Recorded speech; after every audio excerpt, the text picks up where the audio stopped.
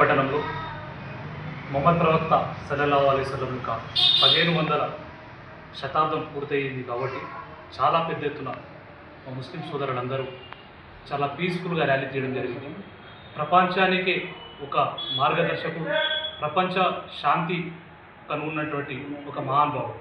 శాంతియుతంగా ఉండాలి, శాంతియే మన బాధ్యత అని ఒక మంచి మెసేజ్ ఇచ్చిన మహానుభావుని ఇవాళ పుట్టినరోజు సందర్భంగా, అంటే వారం రోజుల ముందే ఉండే 7వ తేదీన, కానీ మా హిందూ సోదరుల యొక్క వినాయక నిమజ్జనం ఉంది కాబట్టి మా యొక్క అండర్స్టాండింగ్లో వాళ్ళ నిమజ్జనం తర్వాత ఒక 1 వీక్ తర్వాత తీసుకోవడం, ఇది ఒక మత సామరస్యానికి ఒక ప్రతీకగా కూడా మీరు చూడొచ్చు. చాలా పెద్ద ఎత్తున ర్యాలీ చేయడం జరిగింది.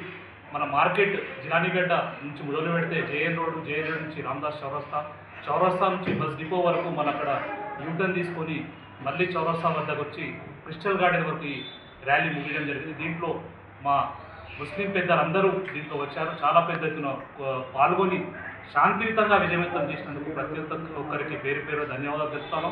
మరియు దీనికి సహకరించారు పోలీసు బృందానికి, ఎస్పీ గారికి, డిఎస్పీ గారికి, సిఐ గారికి.